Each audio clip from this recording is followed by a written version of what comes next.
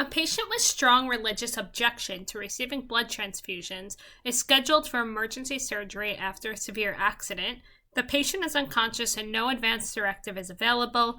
What should the medical assistant do regarding the informed consent process and the patient's religious beliefs?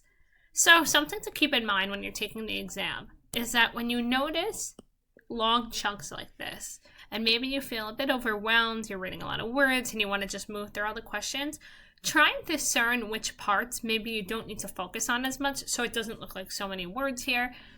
So when you look about objection to receiving blood transfusion is scheduled for emergency surgery after a severe accident, this part is giving you a little bit of background of why the patient's in the situation. However, we don't really need to focus on this too much. And that's because the question is at the very end, what we'll focus on here, is what should the medical assistant do? That's the main part we're focusing on. What should the medical assistant do? In terms of what? In terms of the informed consent process.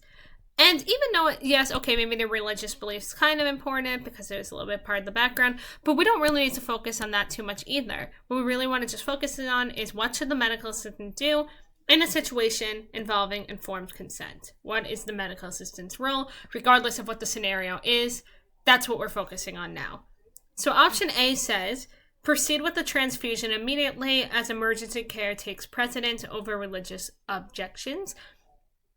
And something like that may depend on the case, may depend on what the ethics team or the providers in the situation feel. However, what we need to realize is that this question is asking us as the role of the medical assistant. And it is not the role of the medical assistant to take that step in making that decision. Their job is to just convey the information in this type of a situation. So we can eliminate option A. Option B says withhold transfusion entirely based on pursuant to religious beliefs. And option A and option B, they might sound the opposite. However, in this situation, they're actually the same thing because both A and B are talking about a decision, what decision should be made. And the realistic answer to this is that the decision is not the medical assistant's to make. So really, both of these we could just eliminate. Option C says notify the provider of the patient's status and document that no advance direction or consent is available. And that is correct. The medical assistant, in their responsibility in this type of a situation would be just to convey the information. Maybe if they realize that there is no consent, to just let the provider know of this, but they're not making the decisions themselves in this scenario. So option C is looking like a good answer. And let's just take a look at option D. Obtain consent from a family member. Nope. We don't even have to read the rest. Obtain consent? Absolutely not. That is not the role of the medical assistant, as we saw in options A and B. So we can eliminate that. And that leaves us with option C.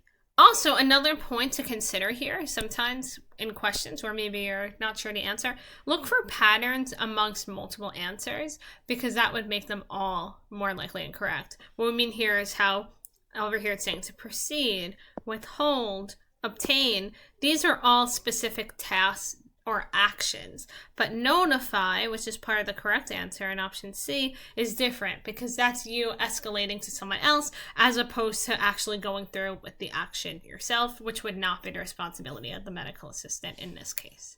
So option C is the correct answer.